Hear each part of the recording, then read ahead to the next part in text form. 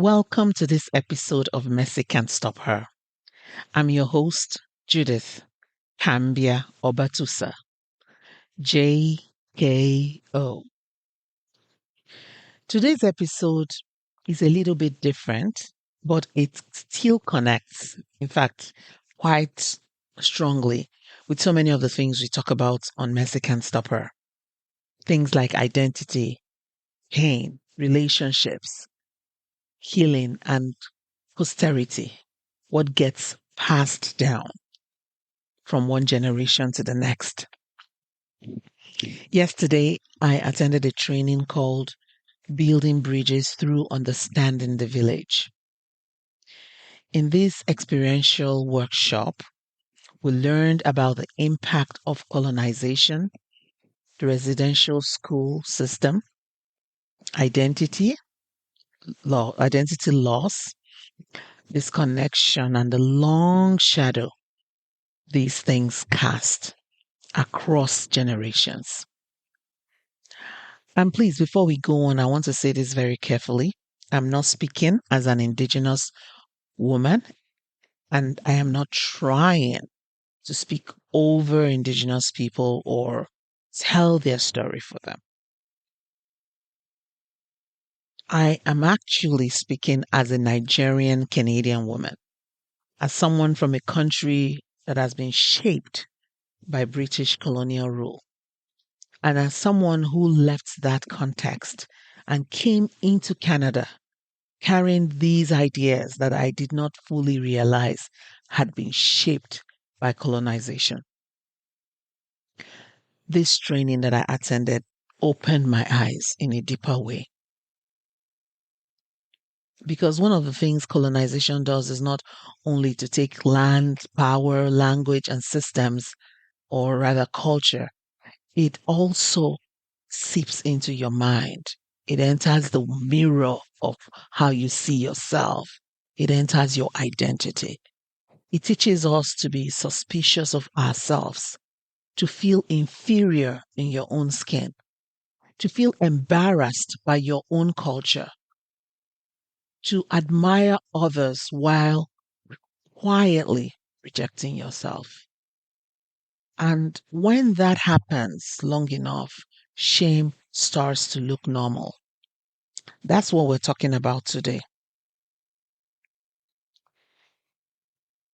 We're talking about intergenerational shame, the kind of shame that is much larger than one bad moment, the kind that gets planted through systems, repeated through families, reinforced by communities, and then carried by women into relationships, parenting, work, faith spaces, and everyday life.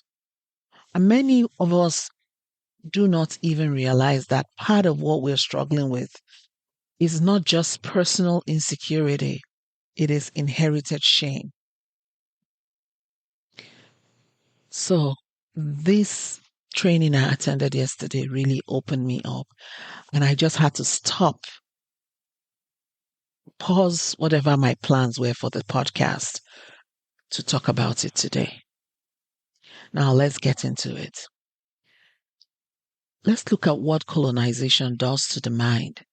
When people think of colonization, many think first about land, political control, exploitation, foreign education, stolen resources, and foreign rule. And all of that matters, but colonization also works at the level of our individual identities. It teaches the people directly and indirectly that who they are is not enough, that their language is backward, their accent is shameful, their food smells strange, their clothing is uncivilized, their traditional ways are inferior, their beauty is lesser. Their names are bush. Nigeria will say bushman, that is, you are not cultured. Colonization teaches a people that their natural way of being in the world is somehow below the standard set by the colonizer.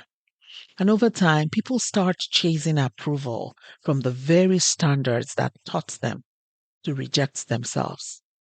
As a Nigerian woman, I have seen this in many ways. Many of us were raised directly or subtly to admire the white man's way as the better way, better speech, better dress, better systems, better beauty, better expression, better culture.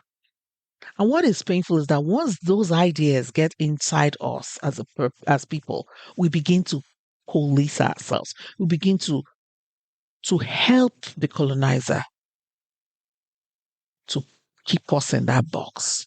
We begin to shame one another and even mock what is ours, our culture, our way of being, our dressing, our food, begin to mock it. In Nigeria, there's a way we tie our wrapper on our chest from the top of our breast down. And when you do that, many times people will tell you you are bush, you're local, you're backward, you're uncivilized. But that same basic concept has been repackaged by the West. And it's now what you call a sleeveless top or a bandeau top. So it's been renamed, restyled, and marketed differently. And suddenly it's become fashion, elegance, sophistication. This is what shame does. You see that? It teaches you to reject your own reflection until somebody else returns it to you with a different branding. And then it's better then. And the problem is not just fashion. Fashion is just one example.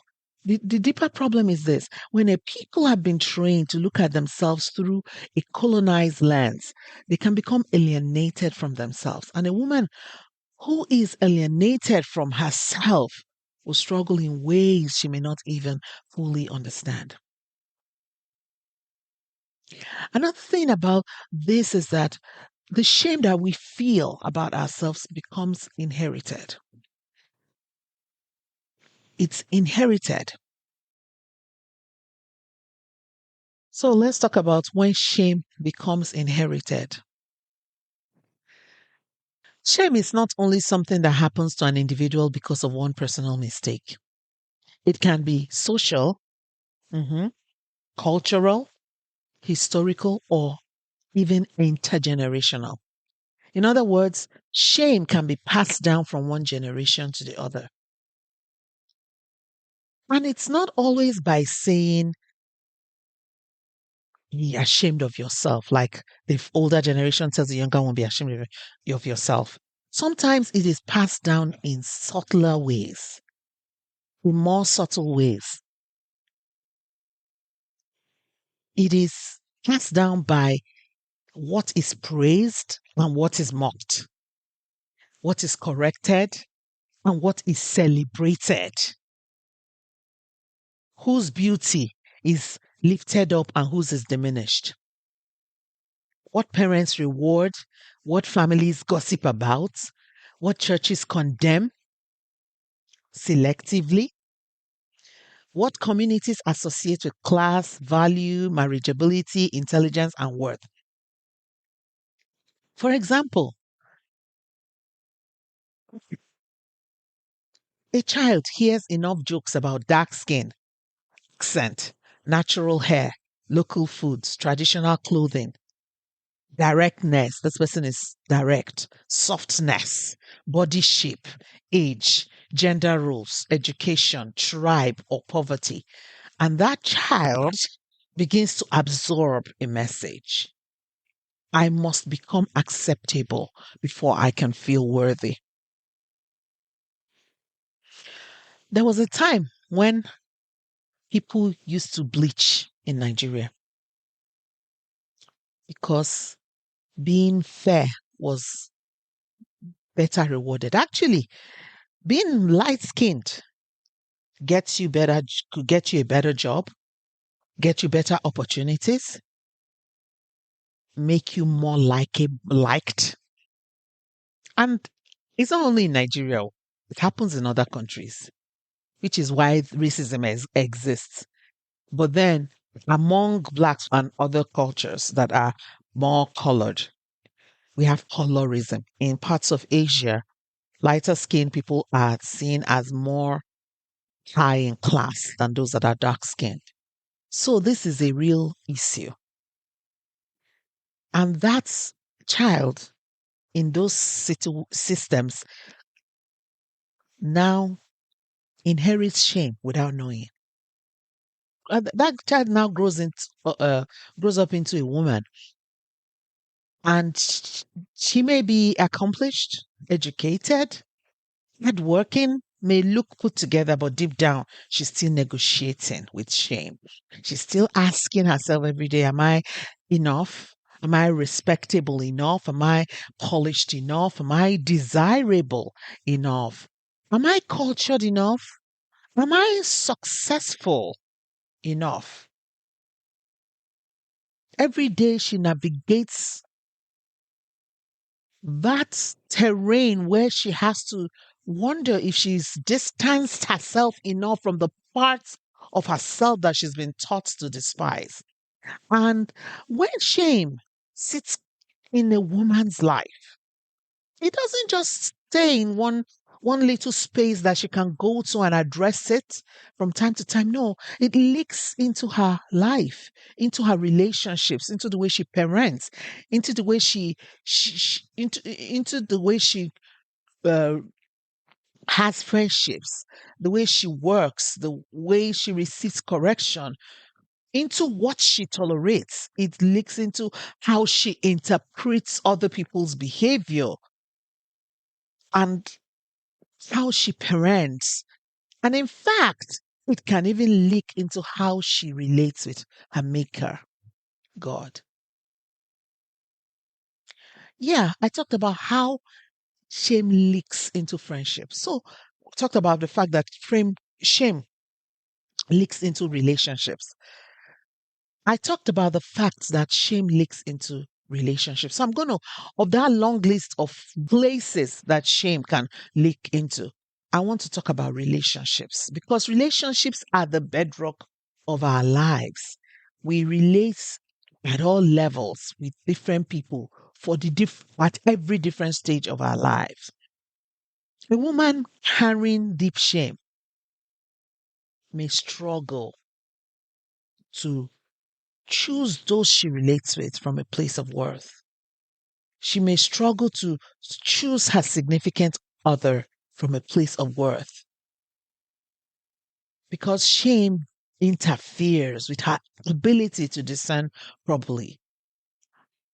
And this is not because she's weak, it's because something has been ingrained in her DNA.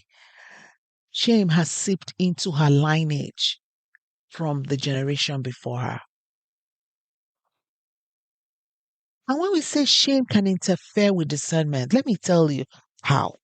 If you do not deeply believe that you're worthy of tenderness, respect, patience, truth, and honor, you may normalize receiving crumbs from a person. You might excuse it.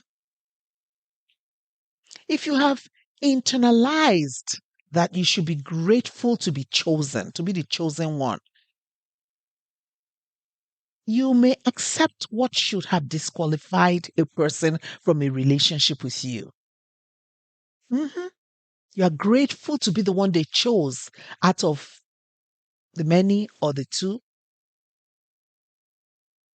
If you've been taught to distrust your own instincts, you may talk yourself out of what your spirit already sensed. Oh my goodness, this one is so, so, so important. Yes, you may talk yourself. Your spirit already senses that going into this relationship is dangerous. But what do? You go ahead because you've been taught to distrust your own instincts by the shame that you carried from generations before you. If you believe that your real self is not good enough, you may perform in relationships instead of showing up honestly. You may not be your real self in those relationships. And this is where shame becomes very costly because shame can make you over explain poor treatment. It can make you chase validation. When we talk about hustling for love, something that an episode that we had in the past, I'll put a link to that episode. It can make you tolerate disrespect. It can make you confuse attention with love. It can make you stay where you are being diminished because part of you already expects diminishment. And sometimes shame attracts controlling people. Why? Why is that? You would ask me. Because people who want power often look often look for people who have been trained to second guess themselves. They can recognize, they can smell it from afar that this one is someone I can control. A woman who has not yet made peace with herself can become vulnerable in relationships where she's constantly corrected, compared, minimized, and she will be comfortable being made to feel that she must earn basic decency. And that is not because shame makes her bad. It's because shame makes her easier to manipulate. Unhealed shame makes it easy for us to be manipulated as women. And even when we look at outside romantic relationships, shame can show up in our friendships and our communities. You may become very defensive too quickly. You may read rejection where there was no rejection. You may become a people pleaser. You may become harsh with others because you are harsh with yourself. You may become judgmental because judging others temporarily relieves the pain of feeling judged inside, or rather, judging others is something you've grown up with. You've learned that's a way to be. Shame can make a woman both invisible and exhausted. It's not easy to be the judge of all. Shame affects even the way that we parent. When a woman is carrying shame, she can unintentionally pass it on to her next generation. Not, and this is not because she hates her children. Most women really, really love their children. Just the idea that a child lived inside of you. You nurtured the child when the child couldn't take care of themselves from beginning. You love, a bond is formed. This bond is strong. So just that's why I thought this was really important because we harm our children without meaning to. Because unhealed shame teaches through atmosphere as much as through words. In one episode of my podcast, I was discussing with a mother, and we're talking about how our situation, our emotional situation, our internal environment seeps out to our children, even when they're not aware of what we're struggling with. This is why it's so important for us to take care of ourselves, to heal where we have been broken, to heal where we've been carrying burdens, even from generations past. Children absorb what we struggle with. So if you're always correcting from fear, the child may absorb fear. If you're always comparing, the child may absorb inadequacy. If you're always embarrassed by culture, accent, language, body, or even background, the child may learn embarrassment too and carry shame. If you're always trying to prove worth through status, image, achievement, or closeness to dominant standards, the child may grow up thinking performance is the prize of love. Sometimes intergenerational shame sounds like this. Don't talk like that outside. Don't dress like that. Don't embarrass me. Why can't you be more like that? People will think we are bush or backward. See, This is how successful people behave. The thing is that as an immigrant, there was a time my daughter was like, I don't represent all black people. Because you know, people are going to watch you and believe that you are, as a black person, that is how all black people behave. And this is something that many immigrants do to their kids. But the truth is, your child does not represent all immigrants of your color. If you are trying to help your child be better, you gotta watch those words. You need to look at where your correction is coming from. If it is coming from a place of shame and inadequacy and fear, your child may not hear discipline. The child may hear who I am naturally is a problem. And this is how shame travels. It travels through criticism, through silence, through image management, through emotional distance, through contempt for one's own roots, through preference for everything outside oneself, and suspicion toward what is within. And then the next generation grows up split. They are divided. They are disconnected from their ancestry, from their body, from their voice, from their belonging. That's why you see an immigrant child who doesn't want to have anything to do with his own people. And disconnected people are easier to dominate. That's why healing shame matters. It's not just about feeling better. It's about interrupting what is flowing from you to the next generation. And in our workplaces, shame also shows up. You can be more apologetic. You can learn to be underplaying your gifts. You sabotage opportunities, struggle to speak with confidence, compare yourself constantly, tolerate disrespect. Or you could become a perfectionist because shame sometimes, in fact, often hides under perfectionism. Sometimes what looks like high standards is actually terror of being exposed as not enough. Or sometimes what we see as being humble is actually us trying to erase ourselves. Sometimes what looks like strength is just a person trying to survive. Shame can make a gifted woman live beneath her calling because she's using so much energy, being able to show up, managing the unworthiness that she feels inside. It affects everything about her leadership, her creativity, her relationships, her ability to contribute, her peace. And the person begins to live a lie that they know I'm harassed by that lie every day because they're so concerned with appearing proper that they are living in bondage. So what can we do?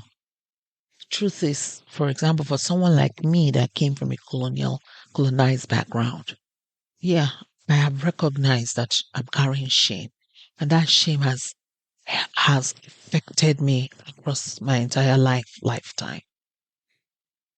But now that I have known that I'm carrying shame, what can I do? If you know that shame is in your life from generations past, from your upbringing, from your background, from your community, what do you do? The first thing is to be honest with yourself. Acknowledge the fact that this is shame. Name the thing that's driving you, motivating you in your decisions and your actions. What are the things about others that I admire, but I struggle honor in myself? What are the things about myself that I look down on? My appearance, my accent, my culture, my family, my personality. Was were these things that were mocked, corrected, minimized, or treated as inferior? What are the things I learned that about myself that were like these things are not acceptable about who I am? Maybe I talk too much. Maybe I'm too friendly. What do I reject in myself? Because I was taught it was low class, backward, too much, not refined, not holy enough, not modern enough, not professional enough, not beautiful enough. For example, singing when I'm really happy and I'm walking through the mall, I'm singing. Or I do a jig, a little dance when I hear music that I love. Yeah, some people are going to look at me and say, "Oh, don't do that." I always think I have just one life to live. And I'm really enjoying this moment because I know what it is to not enjoy many moments. So every time I get the chance to enjoy a moment, I want to take it. So you want to be honest with yourself about those times when you perform worthiness and the kind of mistreatment or treatment you have normalized because you did not believe you deserve better. People talk about editing yourself to gain acceptance. What parts of your identity have you abandoned just to seem acceptable? And think about this for a moment if you have children or young people that rely on you for their well-being. Are you passing your shame to that next generation through your words, your fears, your preferences, your corrections, or even your silence? This is important. It's important for us to recognize where the shame is in our beliefs and our ways of being. Because once we can see it, we can begin to challenge it. The truth is that healing from shame is not one step. It's not one podcast episode. I wish it were. But there are places to begin. Like I said, identify what is shame, what shame, how shame shows up in your words, your actions, and your thoughts. Notice the voice, that voice in you that tells you you're less than, too much, not enough, embarrassing, and disqualified, permanently damaged, inherently inferior. These are hard, but people actually think these thoughts about themselves. They hear these voices, their self talk is telling them this stuff. And when you have such, what was that voice? Ask whose voice is it? Who taught me? What system did I get this from? And now know what is yours, your story, your background, your features, your journey, your people, your language, your voice, your body, your complexity. The truth is that everything that you are, everything that you've gone through brought you this far. So you honor it. Refuse contempt toward yourself. And be conscious of those places where you're shrinking yourself, either to fit in or to be accepted or to just get by. Notice the relationships that you were part of where you abandon yourself. And tell yourself the truth when you are faced, when you get the urge to pretend. Notice those places. I want to say sorry because there's some part of this that is about grief, that we need to grieve. The things you've lost, the time you've lost, the things you gave up willingly just so you could feel worthy. Things that you now regret, losses, loss of confidence, loss of self-trust, loss of belonging, loss of your innocence, loss of language, loss of your dignity. Yeah, grieve it. And The third thing is start to replace this inherited contempt for who you are, for your identity, for your culture, with curiosity. Instead of saying things like, why am I like this? Maybe ask yourself, why do I see, what taught me to see myself this way? Shame tells you to hide, but God calls you into the light. Shame tells you that your existence is the problem. Your way of being is the problem. Your way of doing is the problem. But God says that you're worthy. He speaks to your worth, your identity, the fact that He has redeemed you. Shame says become someone else to be loved, to be accepted. But God says come as you are. I love you just the way you are. That does not mean that our culture is 100% perfect or every pattern that we inherit is healthy. But what it means is that we will no longer live under that contempt for who we are. That silent contempt, that hidden contempt. To my sister who is listening to some of this, to this podcast, and you realize some of the things that I've talked about, I want to let you know that you are not weak, because this situation, this shame thing is a big thing. It really goes deep. And you're not behind. Oh, I'm only just finding this out and I'm this old. No. Healing takes time. And like I say, I've said it before, and it's a Yoruba proverb that says that when your eyes open, that's your morning. And do not be scared when I talk about intergenerational shame. You're not doomed to pass everything down exactly as you received it. Awareness is a beginning. You can begin to change that trajectory.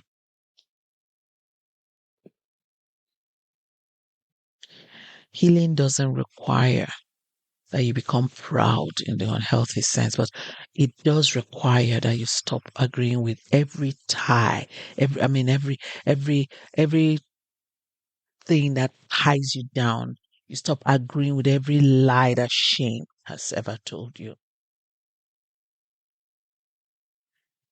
Yesterday's training really touched me because it made me think about how deeply systems can affect our hearts.